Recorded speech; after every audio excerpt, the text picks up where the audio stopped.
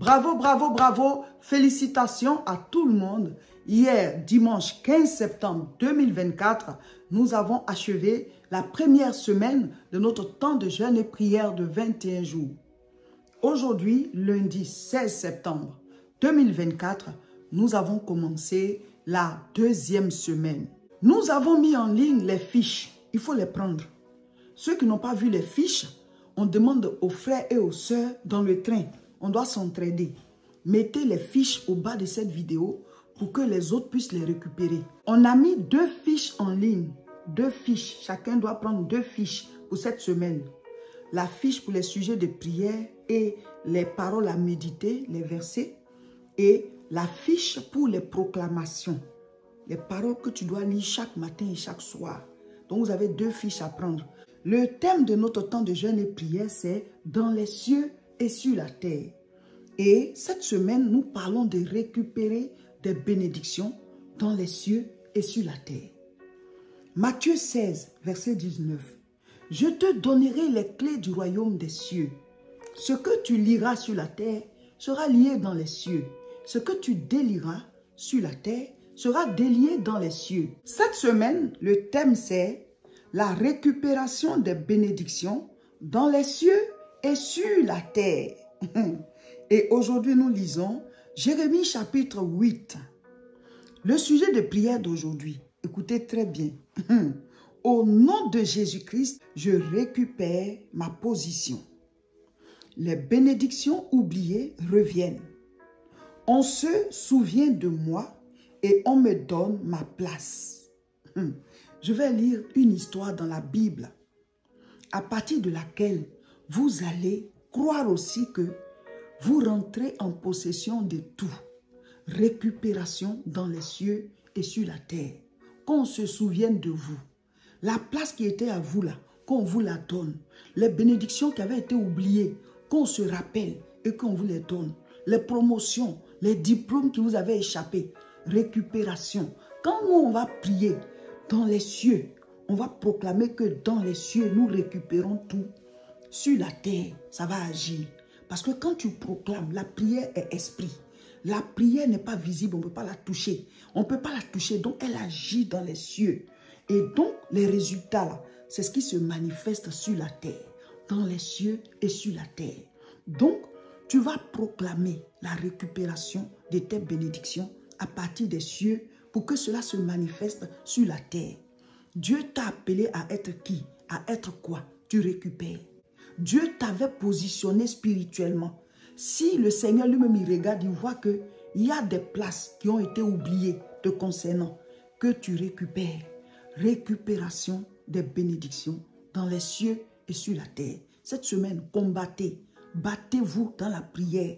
Proclamez. Appelez à l'existence que vous êtes repositionné. Ce qui est à vous, si c'était en retard, récupération, rattrapage. Ce qui est à vous, si c'était perdu, récupération, qu'on retrouve maintenant. Au nom de Jésus, proclamez. On a vu la proclamation.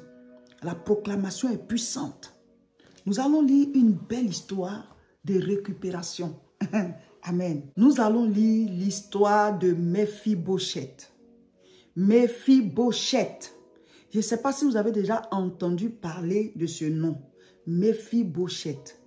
Mephibosheth était le petit-fils de Saül. Saül était le premier roi d'Israël. C'est après lui que David est venu. Saül a eu pour fils Jonathan.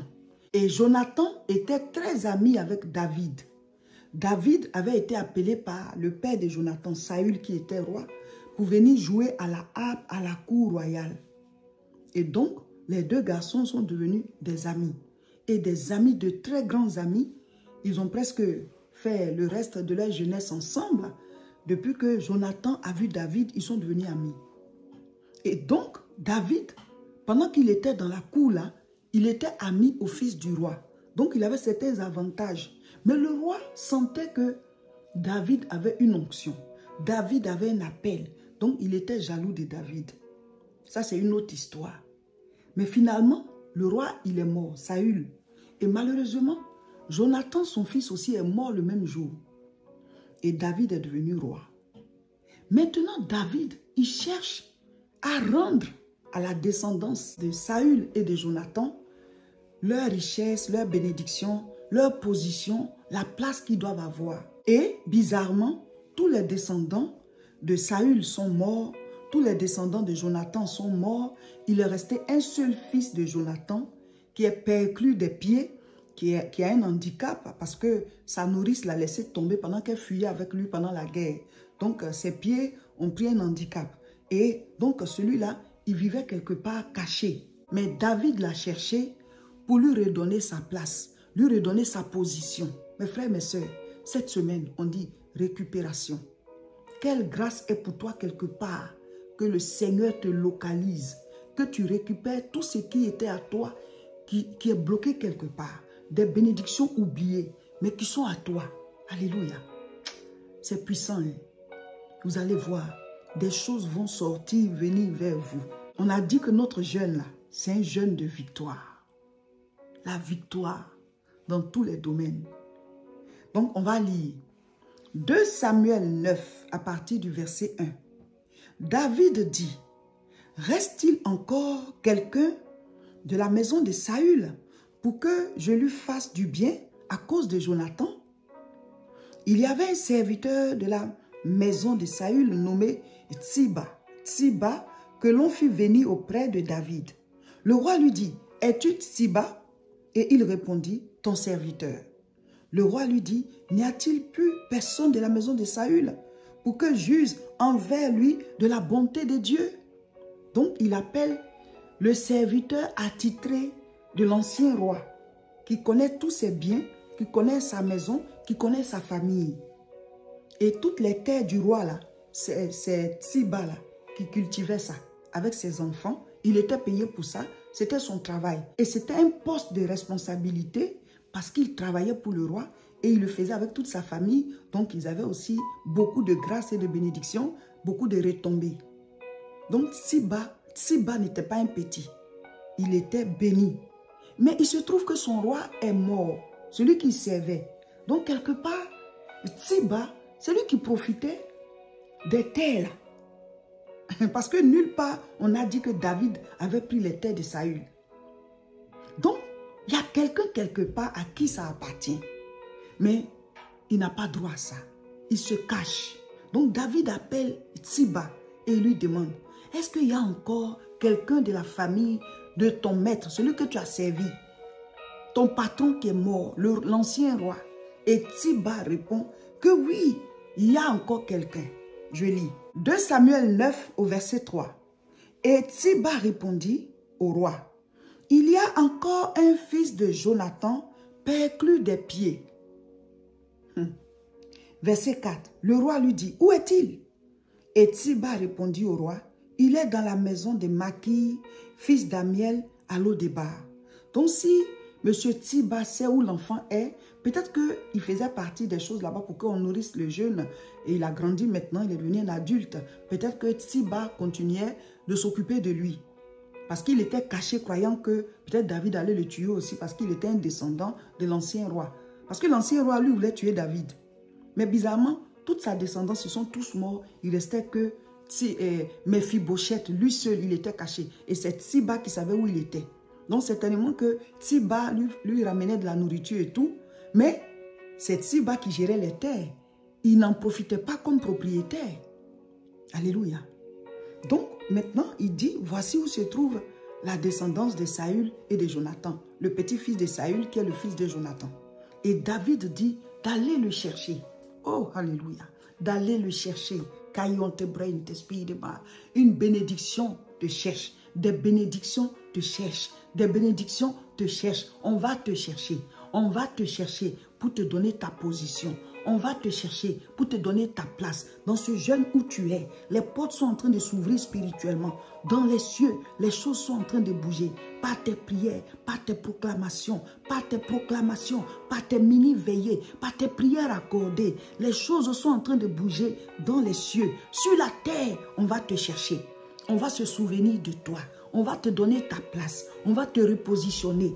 toute bénédiction oubliée quelque part va te revenir. Les bénédictions maintenant cherchent à te localiser. On cherche Mephibosheth. Il est à Lo-débar. Il est caché. Lui, fils de roi. Lui qui est un prince, qui est la descendance d'un roi. Il est caché quelque part. Il a des terres, mais il n'en profite pas. Mephibosheth est caché. Il est handicapé. Il est perclus des pieds. Mes frères, mes sœurs, Mephibosheth, il a la royauté en lui, mais il souffre. Dieu s'est souvenu de Mephibosheth. Il a touché le cœur de David. Et David dit, mais au fait, je dois faire du bien à la descendance de Jonathan. Il était mon ami. Des gens vont se souvenir de toi. Ils vont te donner quelque chose qui te revient de droit. On va se souvenir de toi. Alléluia.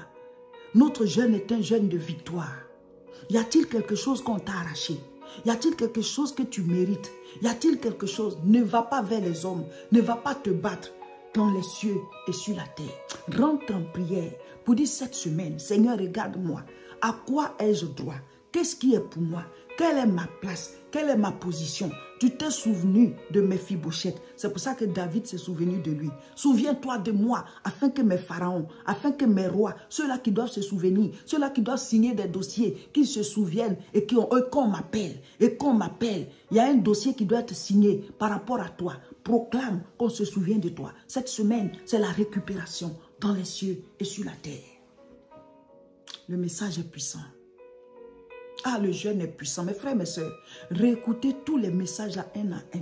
Au fur et à mesure qu'on est nourri, on grandit dans notre foi, on gravit les échelons avec Dieu. Mon frère, ma sœur, si tu es Mephibosheth, c'est-à-dire spirituellement parlant, tu as la royauté, mais physiquement, tu es dans la souffrance. Dieu se souvient de toi maintenant. Il touche les cœurs des rois, il touche les pharaons, tous ceux qui doivent signer quelque chose, tous ceux qui doivent prendre une décision. Vous allez rendre témoignage. J'ai dit, vous allez vivre ce que Mephibosheth a vécu. Je lis la suite. 2 Samuel, chapitre 9, verset 5. Le roi David l'envoya chercher dans la maison de Maki, fils d'Amiel, à Lo-débar. Oh, il était caché. Il n'était même pas à Jérusalem. Ce n'était pas une ville reconnue, une ville de notoriété. Non. Donc, il était caché. Mais David l'envoie chercher parce qu'il a la royauté en lui. Il est le descendant de l'ancien roi. Il est le petit-fils de l'ancien roi. Ce n'est pas là-bas qu'il doit vivre. Mon frère, ma soeur, même si ton papa n'était pas roi, même si ton papa n'était pas quelqu'un de bien placé, même si tu n'es pas le petit-fils de quelqu'un qui est riche, tu as le sang de Jésus-Christ en toi. Tu as le sang de Jésus-Christ en toi. L'évangile de Jean chapitre 1, du verset 12 au verset 13, il dit à tous ceux qui l'ont reçu, à ceux qui croient en son nom, elle a donné le pouvoir de devenir enfants de Dieu, lesquels sont nés, non du sang, ni de la chair, ni de la volonté de l'homme, mais de Dieu. Tu n'es plus né de tes parents, tu es né de Dieu. Dieu, il est le roi. Dieu n'est pas un président, Dieu est roi. C'est pour ça qu'on dit le royaume de Dieu. Donc tu as la royauté en toi. Tu as la divinité de Christ en toi. Il est les prémices. Jésus, c'est notre grand frère. Il est le premier-né, c'est ce que la Bible dit. Donc nous avons sa royauté. Nous sommes assis dans les lieux célestes avec lui, à la droite du Père. Alléluia. Alléluia. Que Dieu nous donne la foi. Que Dieu nous donne la force. Maintenant, la royauté te localise. Jésus a dit, je tiens la clé de David.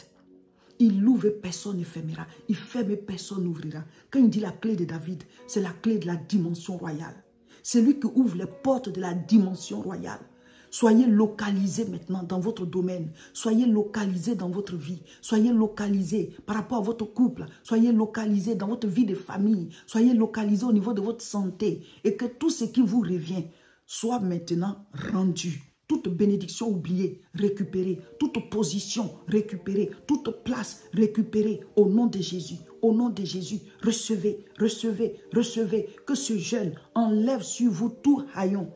Tout ce qui est manteau de mendicité comme Bartimée. Que ce jeûne enlève ça. Toute souffrance qu'on a mise sur vous est ôtée maintenant. Ôtée maintenant. Récupération totale. La bénédiction vous cherche David dit, allez le chercher, allez le chercher. Lui-même David, on était allé le chercher quand Samuel l'a appelé. Maintenant lui dit, allez chercher Mephibosheth, allez chercher Mephibosheth. Il a la royauté en lui. C'est pas normal qu'il ne vive pas à Jérusalem, qu'il ne mange pas à la cour du roi, qu'il ne soit pas à ma table. C'est pas normal. On va t'inviter à la table. On va te mettre à la table des rois, dans la dimension royale. Après ce jeûne, les portes s'ouvrent sur vos vies. Entrez, entrez dans vos percées, entrez dans vos dimensions. Récupérez votre santé, récupérez votre gloire, récupérez votre prospérité, récupérez votre beauté, récupérez votre force, votre vigueur, récupérez votre niveau d'intelligence, récupérez tout ce qu'on vous a volé, tout territoire occupé par le diable. Reprenez, reprenez au nom de Jésus. C'est puissant. Alléluia. 2 Samuel 9, verset 6 maintenant. Et Mephibosheth, fils de Jonathan, fils de Saül, vint auprès de David et tomba sur sa face et se prosterna. David dit, Mephibosheth. Et il répondit, voici ton serviteur. Oh Seigneur. Après des années dans l'anonymat, des années dans la souffrance, loin de la royauté, loin de la gloire, on se souvient de lui, on l'appelle. Il vient, il se prosterne. Alléluia. Et David le relève. Dieu a des David qui vont te relever. Tout le monde n'est pas ingrat. David s'est souvenu de son amitié avec Jonathan. Il y a des fois où Saül voulait le tuer. Papa de Jonathan qui était roi. Et c'est Jonathan qui venait lui dire, papa veut te tuer. Il sent que c'est toi qui seras le prochain roi. Donc David n'est pas ingrat. Il s'est souvenu de son alliance avec Jonathan. Il envoie chercher Mephibosheth. C'est une histoire passionnante. 2 Samuel 9. Lisez tout. Alléluia. Je vais prendre quelques versets encore. 2 Samuel 9, verset 9. Le roi appela Tsiba, serviteur de Saül, et lui dit, je donne au fils de ton maître tout ce qui appartenait à Saül et à toute sa maison. Tout ce qui appartenait à l'ancien roi et à toute sa famille, là, puisqu'ils sont tous morts. Donc c'est pour Mephibosheth, hein? Mais il vivait dans un bas quartier et il se cachait, croyant que peut-être le roi qui est arrivé là va le tuer. Mais il ne savait pas que ce roi-là était l'ami à son père. C'est vrai que son père aussi est mort, mais c'était l'ami à ce roi David. Donc il dit qu'il donne tout ce qui appartenait à l'ancien roi, à Mephibosheth. Il dit ça au serviteur là. Parce que le serviteur, il continuait de cultiver. Peut-être que Tsiba en profitait lui-même avec sa famille. Il donnait juste un peu à Mephibosheth.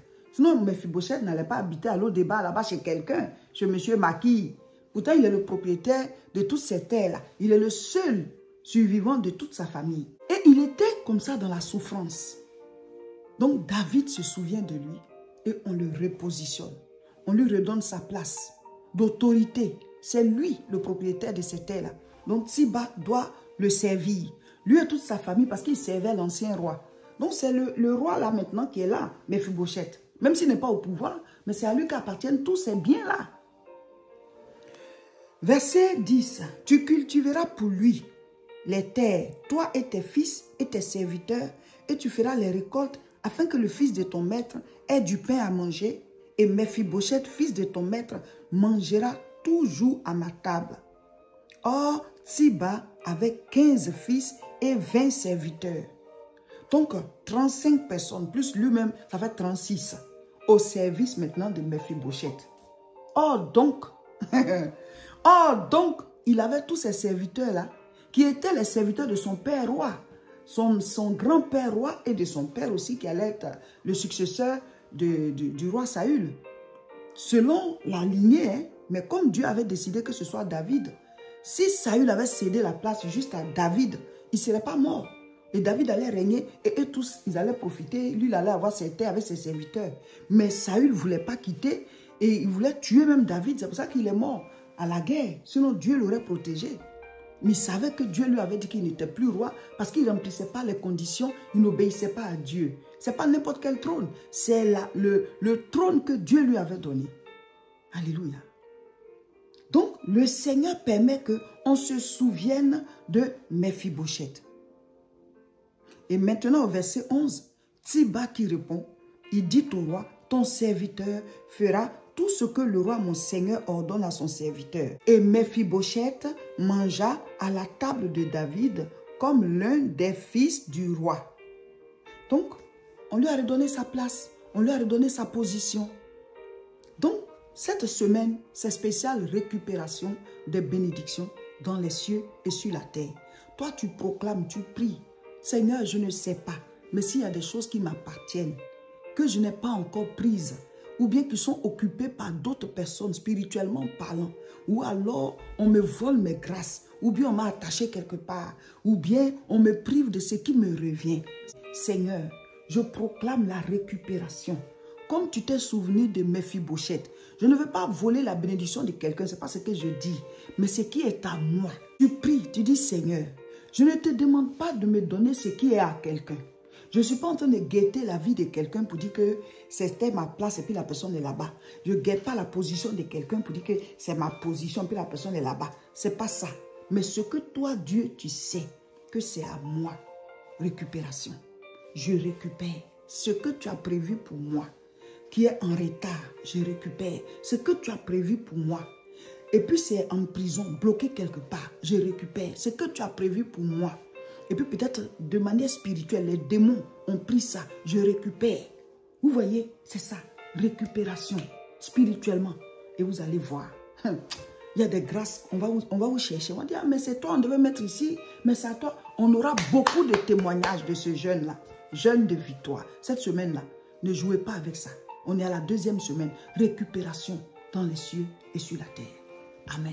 Abonnez-vous à toutes les chaînes. Abonnez-vous sur YouTube, La Moisson TV, Facebook, Réseau International Richesse. Et Facebook encore, Révérend Roger Seka.